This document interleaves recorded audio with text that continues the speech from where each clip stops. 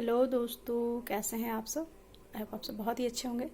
और ये देखिए, आज की भोग पूजा से आरती सब हो चुकी है दोस्तों। और बहुत सारे कमेंट आ रहे थे जितिया को लेकर के कि बहुत सारा कन्फ्यूज़न है कि 24 को करना है, दी 25 को करना है, 26 को करना है ना। तो हर एक त्यौहार जो है ना दोस्तों, ऐसे ही दो दो करके बहुत कन्फ्यूज़न हो जाता है। तो जो उसमें शुभ है, जो सही है, वो मैं बता देती हूँ। बाकी आप लोग अपने हिसाब से भी देख लें कौन सा सही व्रत करना है, ठीक है।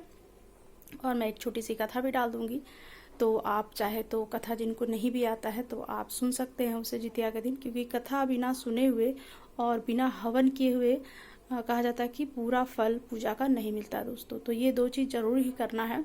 तीसरा चीज़ है कि हमें कलश लगाना है। कोई भी पूजा हो तो हमें कलश लगाना बहुत ही ज़रूरी होता है। तो आप इस प्रकार से कलश लगा ले दोस्तों, ठीक है। और उस दिन सबसे खास पत्तों का होता है, जैसे कि जो बोलते हैं ना झींगे का पत्ता होता है। तो इस प्रकार से झींगे का पत्ता होगा दोस्तों, इस पे भोग लगता है और यही पत्ते पे आसन भी लगता है, ठीक है। और इस तरह से पाकड़ का पत्ता होता है, तो पाकड़ के पत्ते पे भी आसन आप दे सकते हैं। और पाकड़ के पेड़ के नीचे आप जितमोहन महाराज को जो मूर्ति बनाते हैं हम लोग, उसको रख सकते हैं। तो देखिए, जितिया पूजा में भी बहुत चीज़ खास होता है दोस्तों, क्योंकि हमारे बच्चों को लेकर के होता है। तो हम बहुत ही कॉन्शियस रहते हैं और बहुत ही मतलब बहुत कहा जाता है कि सबसे कष्टदायी जो होता है ना, जब छठ पर्व हम करते हैं, उससे ज़्यादा कष्टदायी त्यौहार हमारा ये होता है। इसे खर जितिया भी कहते हैं और सादा जितिया भी कहते हैं। तो खर जितिया का मतलब है कि उस दिन आपको ब्रश भी नहीं करना है, मुंह में एक पानी का बूंद कुल्ला भी नहीं करना है, आपको ब्रश भी नहीं करना है। तो उसे हम खर जितिया करते हैं। और जो ब्रश करते हैं, नहाते हैं, धोते हैं, उसे हम प्लेन जितिया कहते हैं। तो बहुत लोग जो भी पहले के बुजुर्ग थे, बूढ़े बुजुर्ग थे, वो खर जितिया ही करते थे दोस्तों, प्लेन जितिया नहीं करते थे। लेकिन आज के जनरेशन में ऐसा है कि बहुत सारा चीज़ के चलते हमें बहुत सारी बीमारी, बहुत सारे तकलीफ, बहुत सारे कामों के चलते हमें थोड़ा सा शॉर्टकट तो देना ही होता है। तो इस प्रकार से जिनसे होता है वो करते हैं, जिनसे नहीं होता है तो वो भी परेशान ना हो। जैसे भी आप अपने बच्चे की खुशहाली और लंबी उम्र का कामना करेंगे, भगवान उसको स्वीकार करते हैं। ये नहीं कि आप अपने जान को दे करके और व्रत को करें, ठीक है। तो उससे भी भगवान ना खुश होते हैं, ना बच्चे खुश होते हैं। तो जितमोहन महाराज का जो मूर्ति होता है दोस्तों, उसे मिट्टी से बनाया जाता है। आपको नहीं आता है तो शायद अब मार्केट में भी मिलता है, बट मैं बनाती हूँ खुद से ही, बट पता नहीं मिलता है कि नहीं, अभी इधर तो नहीं मिलता है। तो इस प्रकार से झींगे का जो पत्ता होता है ना दोस्तों, उससे आप इसको ये कर सकते हैं, इस पर आसन दे सकते हैं। तो आपको इस बातों का विशेष ध्यान रखना है दोस्तों। और पाकड़ का जो पत्ता होता है ना, इस प्रकार से होता है। मैंने पिछले वीडियो में पूरा पेड़ ही डाला है दोस्तों। तो अगर आपके पास झींगे का पत्ता नहीं है तो आप पाकड़ के पत्ते पर भी आसन दे सकते हैं, भोग इस पे भी रख के लगा सकते हैं। और जो पूर्वजों के लिए हम खाना निकालते हैं, पितरों के लिए खाना निकालते हैं, तो उस पर भी निकाल सकते हैं। ऐसे झींगे के पत्ते पे ही निकलता है दोस्तों, ठीक है। तो मिल जाता है आसानी से, नहीं मिलता है तो कोई बात नहीं, आप इन पत्तों पे भी कर सकते हैं। अगर कोई भी पत्ता नहीं मिल रहा है आपको, तो आप पान के पत्ते पे भी ये काम कर सकते हैं, क्योंकि पान का पत्ता हमारा बहुत शुभ होता है, हर कार्य में उपलब्ध होता है और हर कार्य में वो बहुत ही अच्छे से मिल जाता है, ठीक है।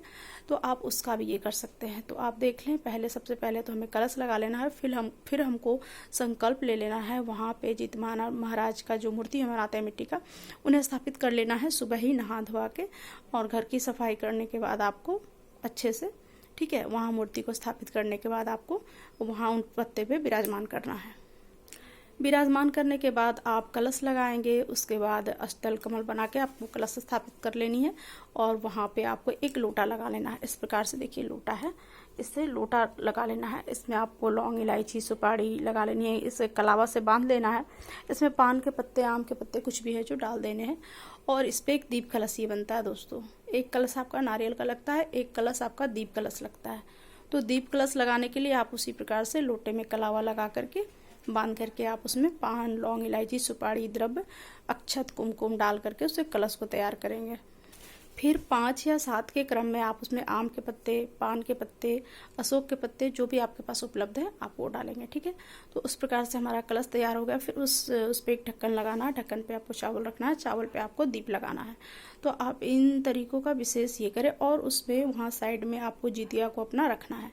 कहीं पे खीरे में लपेट के रखते हैं, कहीं पे कलश में लपेट के रखते हैं, कहीं पे ऐसे ही रखते हैं। तो जैसे आपके क्या होता है दोस्तों, क्योंकि ये जो आपके यहाँ पूर्वज करते आ रहे हैं ना, उसी प्रकार से करना ज़्यादा बेहतर होता है। तो इस प्रकार से हमें जितिया का व्रत को करना है दोस्तों, और सारी पूजाओं का जो व्यवस्थित होता है वो हमें करना है, ठीक है। और उसके बाद नहाने खाने के बाद हमें नहाए खाए जब हम करते हैं या पारण करते हैं, नहाए खाए के दिन ही हमें ये प्रोसेस करना होता है कि जितना भी आपने खाना बनाया है वो हमारे पितरों के लिए, वो झिंगी के पत्ते पे, पान के पत्ते पे, कोई भी पत्ता है जो आपको उपलब्ध है उस पत्ते पे आप उनके लिए खाना निकालेंगे, फिर आप उनको पानी देंगे, फिर धूप डालेंगे, ठीक है। इस प्रकार से आपको उपले पे या पे धूप डालना है, ठीक है। तब पंडार देने के बाद ही आपको नहाए खाए का व्रत शुरू करना है दोस्तों। और जिस दिन उपवास रहता है उस दिन तो हमें कुछ भी नहीं करना होता है। तो फिर जब हम ये पारण जब करते हैं तो भी हमें वही प्रोसेस करना होता है, पूर्वजों के लिए, पितरों के लिए खाना निकालना है बना करके, धूप देना है, जल देना है, और उसके एक दीपक जलाना है। उसके बाद ही आपको पारण करना है। पारण करने का तरीका, आपको कच्चे दूध की ज़रूरत पड़ेगी दोस्तों, क्योंकि ताज़ा दूध से ही पारण किया जाता है। तो आप थोड़ी सी कुसी केराव जो होती है वो खीरे के बीज होती है, गोलवा का साग होता है ना, कच्चे दूध में हमें निगलना होता है। तो उस प्रकार से हमें पारण करना होता है। सबसे पारण का विधि वही होता है दोस्तों। उसके बाद फिर आप अपने पितरों को खाना निकालने के बाद आप जो भी खाना बनाए हैं उसको भोग लगा के उसका पारण करें, ठीक है। उस दिन भगवान को भी आप भोग लगा सकते हैं जो भी बना है, ठीक है। आज की हमारी इस वीडियो में हम आपके लिए जितिया व्रत की कथा लेकर आए हैं। एक समय की बात है, नर्मदा नदी के पास कंचनवटी नाम का एक नगर था। नदी के पश्चिम दिशा में मरुभूमि थी जिसे बालूहटा कहा जाता था। वहाँ विशाल पाकड़ का एक पेड़ था। उस पेड़ पर चील रहती थी। पेड़ के नीचे एक खोखर था जिसमें सियारिन रहती थी। चील और सियारिन में गहरी दोस्ती थी। एक बार दोनों ने मिलकर कुछ स्त्रियों को जितिया व्रत करते हुए देखा। तब उन्होंने यह व्रत करने का संकल्प लिया।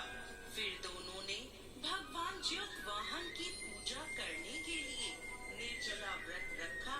व्रत के दिन उस नगर में एक बड़े व्यापारी की मृत्यु हो गई और व्यापारी का दाह संस्कार उसी मरुस्थल पर किया गया।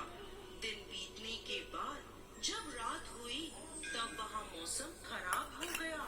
बिजली कड़कने लगी और बादल गरजने लगे। वहाँ पर बड़ा तूफान आ गया। अब सियारिन को भूख लगने लगी। मुर्दा देखकर वो खुद को रोक ना पाई और उसने व्यापारी के शरीर को खा लिया और उसका व्रत टूट गया। पर चील ने संयम रखा और नियम व श्रद्धा से अगले दिन व्रत का पारण किया।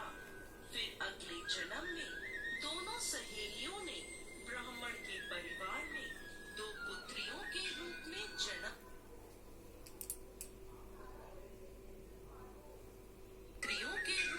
जन्म लिया। चील बड़ी बहन बनी और उसका नाम शीलावती रखा गया। शीलावती की शादी बुद्धिसेन के साथ हुई। सियारिन छोटी बहन के रूप में जन्मी और उसका नाम कपूरावती रखा गया। उसकी शादी नगर के राजा मलाई केतु से हुई। अब कपूरावती कंचनवटी नगर की रानी बन गई। भगवान ज्योतवाहन के आशीर्वाद से शीलावती के 7 पुत्र हुए, पर कपूरावती के सभी बच्चे जन्म लेते ही मर जाते थे। कुछ समय बाद शीलावती के 7 पुत्र बड़े हो गए। वह ईर्ष्या की भावना आ गई और उसने राजा से कहकर शीलावती के सभी पुत्रों के सर कटवा दिए और उन्हें 7 नए बर्तन मंगवाकर उनमें रख दिया और लाल कपड़े से ढककर शीलावती के पास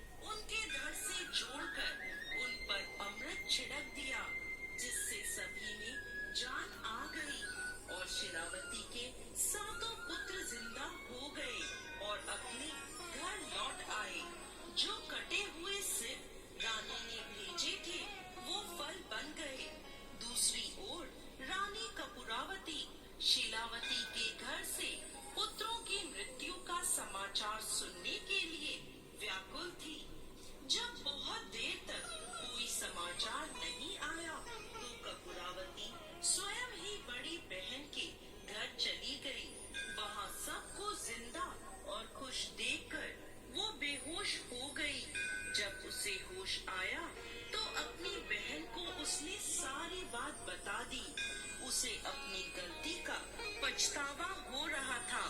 भगवान ज्योतिवाहन की कृपा से शीलावती को पूर्व जन्म की बातें याद आ गई। वो कपूरावती को लेकर उसी पाकड़ के पेड़ के पास गई और उसे सारी बात बताई। यह सुनकर कपूरावती उसी समय मृत्यु को प्राप्त हुई। जब राजा को यह खबर मिली तो उसने उसी जगह पर पाकड़ के पेड़ के नीचे कपूरावती का दाह संस्कार कर दिया। हे भगवान ज्योतिवाहन, जैसे आपने शीलावती के 7 पुत्रों की रक्षा करी, वैसे ही इस कहानी को कहते, सुनते और हुंकार भरते सब पर कृपा करना। तो इस कहानी से आपको पता चल गया होगा दोस्तों कि जितिया का व्रत में पाकड़ का पेड़ कितना ही इम्पोर्टेंट होता है, कितना ज़रूरी होता है। आपको नहीं मिल रहा है तो आप नर्सरी पे भी जा करके उसे मांग सकते हैं। बहुतों को पता भी होता है, बहुतों को जानकारी भी होती है इस पौधे का, ठीक है। जिसको जानकारी नहीं होती तो आप पत्ते को दिखा करके आप नर्सरी से पौधा ला सकते हैं, क्योंकि वो पौधा इतना शुभ होता है कि घर में लगा करके अगर आपका 1 साल पूरे साल सेवा करते हैं तब भी आपके बच्चे बहुत ही स्वस्थ, बहुत कामयाब और बहुत ही अच्छे होते हैं। तो ठीक है दोस्तों, तो इस प्रकार से आप नहाय खाए का व्रत करें, जितिया का व्रत करें, और मैं कुछ वीडियो कल भी डाल दूंगी, तो उस प्रकार से आप व्रत को शुरू करें और व्रत का पारायण करें, ठीक है। तो मेरी तरफ से सबको राधे राधे, एडवांस में नहाय खाए जितिया का, ठीक है। तो इस प्रकार से भगवान को भी भोग लगाए, बनाए हुए दाल चावल, कढ़ी चावल, पकौड़ी, जो भी आप बनाएंगे भगवान को भी भोग लगाएं और पितरों को भी भोग लगाएं, ठीक है। तो मेरी तरफ से सबको राधे राधे। और ये हमारे छोटे लल्ला, ये देखिए नहा धोवा के बिल्कुल तैयार हो गए। बहुत ज़्यादा गर्मी है दोस्तों, तो मैंने बिल्कुल हल्का वस्त्र पहनाया है। साथ में इनका ये है, ये भी गर्मी में लगाना बहुत ज़रूरी होता है दोस्तों। तो इन्होंने भी भोग लगा लिया है और अब इनका टाइम हो जाएगा विश्राम का। तो लल्ला की तरफ से भी राधे राधे। तो आप पाकड़ का पत्ता को आप देख ले दोस्तों, और ये पत्ते भी दिखाएंगे ना तो नर्सरी में आपको ये मिल जाएगा। तो देखिए, इससे देख करके भी आप मंगवा सकते हैं पाकड़ का पेड़। कोई बहुत ज़्यादा दिक्कत वाली बात नहीं है, नर्सरी में अब सब जगह उपलब्ध होता है दोस्तों, ठीक है। तो इसे भी आप ये करें। और झींगे के पत्ते पर भोग निकालना बहुत ज़रूरी होता है दोस्तों, तो आप इसे भी लाएँ, ठीक है। इन दोनों पत्तों का बहुत विशेष काम होता है जितिया पे दोस्तों, क्योंकि पितरों का पूजा करना भी उतना ही इम्पोर्टेंट होता है जितना कि पूरा व्रत करना, तीज करना, करवा करना, है ना। तो उतना ही इम्पोर्टेंट होता है ये 15 दिन का जो होता है ये पितृपक्ष की पूजा जो होती है। इसमें आप भोग लगाए, जरूर दें पितरों को और उन्हें तृप्त करें, ठीक है। मेरी तरफ से राधे राधे।